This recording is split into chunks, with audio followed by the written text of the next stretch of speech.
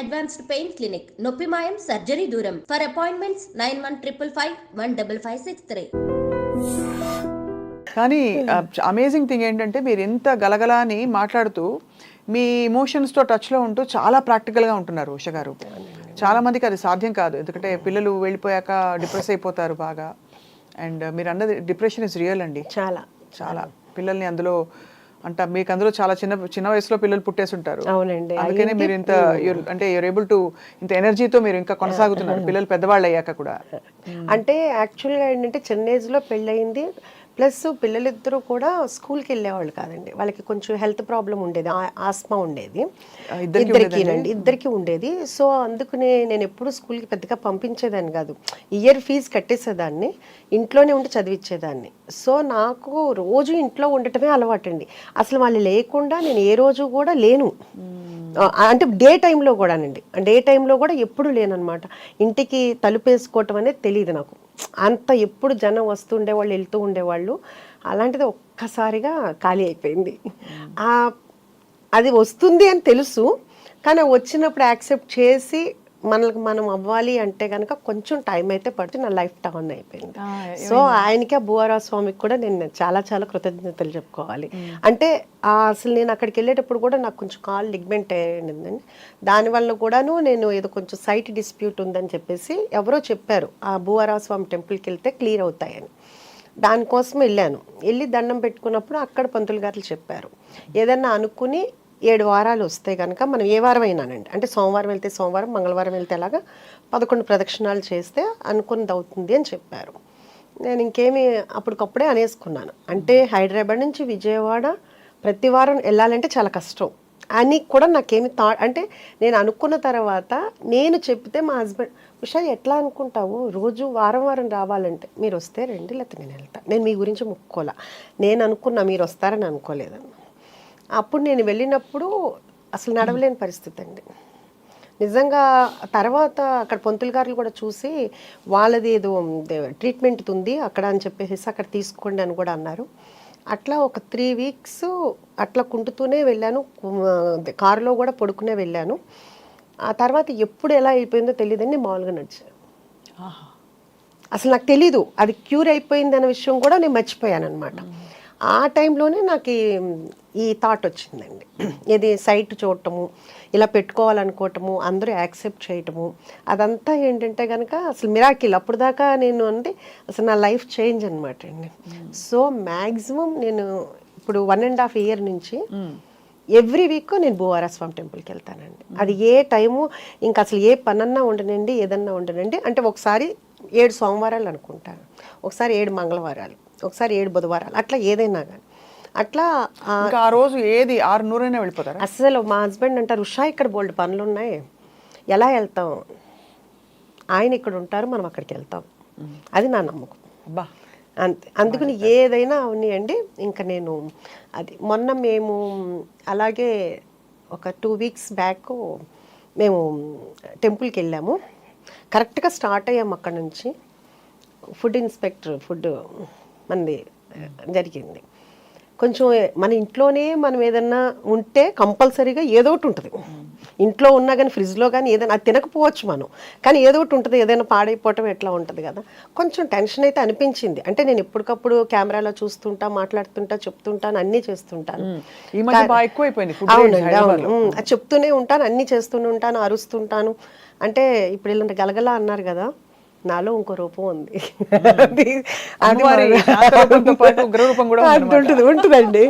ఇంకా అరుస్తుంటా, అన్నీ అవుతుంటా. తర్వాత ఇమ్మన్నాను, ఫోన్ ఇమ్మన్నాను, మా మేనేజర్ అయితే ఆవిడ ఒకటే అన్నారు, మీరేం టెన్షన్ పడొద్దండి, మీరు మామూలుగానే, ఎందుకంటే నేను ఇంత కూల్గా ఉన్నాను, నేను చాలా సీరియస్గా ఉంటాను, ఇక్కడ ఏమీ లేదు, చిన్నవి ఉన్నాయి. అది కూడా చిన్నవి అంటే ఇప్పుడు మనం యాక్చువల్గా ఏంటంటే ఏది తెచ్చుకున్నా మార్నింగ్ తెస్తామండి, ఈవినింగ్ తెస్తాను. నాన్ వెజ్ కానీ వెజిటబుల్స్ అయితే రోజుకి ఒకసారి తెప్పిస్తాను. నాన్ వెజ్ అయితే మార్నింగ్, ఆఫ్టర్నూను, ఈవినింగ్ కూడా తెప్పిస్తాను. సో నేను దాని మీద డేట్ వేయను, ఎందుకంటే అది అయిపోతుంది కదా, అందుకుని వేయలేదు. అందుకని ఆవిడ ఏం చెప్పారంటే కంపల్సరీగా డేట్ వేయాలని చెప్పారు. అదొకటే మనం ఫాలో అవుతున్నాం అండి. ఇంకా అంతకు మించి బై గాడ్స్ గ్రేస్ అంతా మంచిగా జరిగింది. సో అది దేవుడి దయ. మా వాళ్ళు కూడా చెప్పారంట, వాళ్ళు కూడా ముందు ఏదన్నా ఉంటే కనుక మా మేడం చంపేస్తారు మమ్మల్ని, అందుకని మేము చాలా జాగ్రత్తగా ఉంటామని వాళ్ళు కూడా చెప్పారంటండి. సో ఇప్పుడు రోజు వెళ్ళి అక్కడే ఉంటారా మీరు? రోజు రెస్టారెంట్కి వెళ్ళిపోయి రోజు అంటే టైం బట్టండి. ఒకసారి అంటే ఇంటి దగ్గర నుంచి స్టార్ట్ అయిపోతుంది ఫోన్ కాల్స్ అన్ని 6 o'clock. మెనూ ఒకటే ఉంటుంది కదా, మారుతుందా? మెనూ అంటే కొన్ని స్పెషల్ ఐటమ్స్ ఉంటాయండి. మెనూ కార్డ్ ఉంటుందండి, డైలీ స్పెషల్ ఐటమ్స్ ఉంటాయి. మరి సంక్రాంతికి మన అంతా ఇక్కడంతా ఖాళీ అయిపోయి ఆంధ్ర వెళ్ళిపోతారు కదా, సో మిగతా పండగలు అప్పుడైతే స్పెషల్స్ ఉంటాయి. ఈ సంక్రాంతికి నేను ఇంకా ఏం ప్లాన్ చేయలేదు, ఎందుకంటే లాస్ట్ సంక్రాంతికి అయితే క్లోజ్ చేశానండి, భోగి ఉంది. కాకపోతే అప్పుడు కూడా మనకి చాలా ఫోన్ కాల్స్, చాలా మంది వచ్చి వెళ్ళిపోయారంట. సో అప్పటి నుంచి ఇప్పుడు దాకా మళ్ళీ నేను లాస్ట్ సంక్రాంతి నుంచి ఇప్పుడు వరకు ఒక రోజు కూడా క్లోజ్ చేయలేదు. సో 365 days ఓపెన్ అయితే ఉంటుంది. ఈ సంక్రాంతికి ఏంటి అనేది ఇంకా డిసైడ్ చేయలేదు, ఇంకా అనుకోలేదు. పండగ ఎలా చేసుకుంటారు మీరు ఉషా గారు? అన్ని పండుగలు చేస్తామండి. మన ఉషాముల్పురిస్ కిచెన్లో ముస్లిమ్స్ ఉన్నారు, క్రిస్టియన్స్ ఉన్నారు, అందరూ మామూలుగా హిందూస్ ఉన్నారు. సో ప్రతి పండగ సెలబ్రేషన్ చేసుకుంటాము, చాలా హ్యాపీగా రోజు స్పెషల్స్ చేసుకుంటాం అంతా అనమాట అండి. అందరూ కూడా నా స్టాఫ్ అంతా కూడా నా పిల్లల్లాగానండి. అంటే వాళ్ళు తప్పులు చేస్తారు, మళ్ళీ వాళ్ళకే తెలుసు తిడుతుంది అమ్మ తిడుతుంది అని, అమ్మానే అంటారు ఎక్కువ మంది. మళ్ళీ తర్వాత తప్పు అవ్వగానే మళ్ళీ మామూలు అయిపోతాను. సో వాళ్ళందరూ వచ్చి నా దగ్గర గారాబం పోతుంటారు. అంటే వాళ్ళకి తెలుసు ఎమోషనల్గా నన్ను లాక్ చేయొచ్చు అని. మా వాళ్ళు చాలా తెలివైన వాళ్ళు. సో పిల్లలకి తెలుస్తుంది కదా అమ్మ ఎక్కడైతే మోల్డ్ అవుద్ది అనేది, వాళ్ళకి కూడా తెలుసు అనమాట. అదొకటి. అన్నిటికంటే ఇంకా హ్యాపీయెస్ట్ థింగ్ అంటే నేను కిచెన్ నుంచి బయటకు వస్తే వెళ్తుంటే అది మధ్యాహ్నం 4 అవని 5 అవని అందరూ బయటకు వస్తారు. అప్పుడు వచ్చి వాళ్ళ కోరికలు ఏదో ఒకటి చెప్తూ ఉంటారు, లేకపోతే వెళ్ళేదాకా సాగనంపుతారు. రాత్రి 12-1 గంటకి వెళ్ళేటప్పుడు కూడా అందరూ వస్తారు. సో ఇప్పుడు దాకా నా పిల్లలతోటి వాళ్ళ ఫ్రెండ్స్ తోటి అంతా ఉన్న అనుబంధం ఇప్పుడు వీళ్ళంతా నాకు ఒక ఫ్యామిలీ అయిపోయారు. అంటే అలా వెళ్తుంటే వాళ్ళందరూ అలా ఉంటుంటే చాలా హ్యాపీగా అనిపిస్తుంటుంది. నిజంగా భగవంతుడు ఇచ్చిన వరం అనిపిస్తుంటుంది. అందరూ చాలా హార్ట్ఫుల్గా ఉంటారు. వాళ్ళకి చెప్పాలి అంటే వాళ్ళకి చాలా ఆఫర్స్ వచ్చినాయి, ఎందుకంటే ఉషాముల్పురిస్ కిచెన్ సక్సెస్ అయిందని చాలా ఆఫర్స్ వచ్చినాయి. నాకన్నా డబుల్ శాలరీ ఇస్తానని కూడా వచ్చారు. కానీ వాళ్ళు వెళ్ళలేదు, వాళ్ళు కూడా నాకు చెప్పలేదు. ఎవరైతే ఆఫర్ చేశారో వాళ్ళ ద్వారా నాకు తెలిసింది. నేను అడిగాను ఏంటంటే ఏముంది మేడం చెప్పేదేముంది, మంది ఇదే కదా, దానికి ప్రత్యేకించి చెప్పేదేముంది అన్న వాళ్ళందరికీ కూడా నిజంగా చాలా హ్యాట్స్ ఆఫ్ అండి. మీ ప్రేమంతా మీ కళ్ళలో కనిపిస్తుంది. నాకు ఏదన్నా బాధ్యత ఉంది అంటే వాళ్ళకి నేను కంపల్సరీగా భగవంతుడు నన్ను కనికరిస్తే నేను వాళ్ళకి చాలా చాలా చేయాలని అయితే చాలా ఉంది. బంగారంలో చేస్తారు చాలా. ఎందుకంటే చాలా బాగుంటారండి అందరూ, ఒక్కళ్ళు కాదు. వాళ్ళు వెళ్ళిపోయి మళ్ళీ తర్వాత ఒంట్లో బాగాలేదనో వాళ్ళ పేరెంట్స్ బాగాలేదనో వెళ్తారు, మళ్ళీ 1 monthకి మళ్ళీ మన దగ్గరికే వస్తారు. ఇప్పుడు దాకా ఎవ్వరూ కూడా వెళ్ళిపోయి వెళ్ళలేరండి అంత ఇదిగా అందుకుని. సో నాకు నన్ను కట్టిపడేశారు వాళ్ళ ప్రేమతో. మీ ప్రేమ కట్టిపడేస్తుంది. సో అయితే మరి ఇంట్లో వంటలు అవుతాయా? మరి రెస్టారెంట్ నడుస్తుంది కాబట్టి ఇంట్లో వంట వేరే కంపల్సరీగా అండి. మా హస్బెండ్కి ఇన్ని సంవత్సరాల్లో మళ్ళీ నా చేతి వంటే తినాలి. రోజు పొద్దున్నే ఒక 2-3 కూరలు చేయాల్సిందే, తినాల్సిందే. ఇంకా ఆయనకి అదొక ఫీలింగో ఏమో తెలియదు. ఇక్కడ తినండి అని అన్నా కానీ ఇంకా కాదు, మళ్ళీ నేనే వండాలి అంతాను, అందుకే నేనే వండుతాను. అంతే కదా, మ్యాక్సిమం వండుతాను. ఎప్పుడన్నా క్యాటరింగ్స్ అవన్నీ హడావుడి ఉండి అలా ఉంటే ఎప్పుడన్నా చెప్తే. శౌర్య రెస్టారెంట్కి వచ్చినప్పుడు ఏం తింటారు? శౌర్య రెస్టారెంట్లో ఇప్పుడు దాకా ఏం తినలేదండి, ఎక్కువగా రాడు. ఎందుకంటే అంటే తను ఏమంటాడంటే అందరూ డిస్టర్బ్ అయిపోతారు, అందరూ ఫుడ్ తినకుండా వచ్చి ఫోటోలు దిగటము అట్లా ఉంటుంది కదా. అందుకు ఫస్ట్లో ఒక 2-3 times వచ్చాడు, మళ్ళీ మొన్న వచ్చాడు.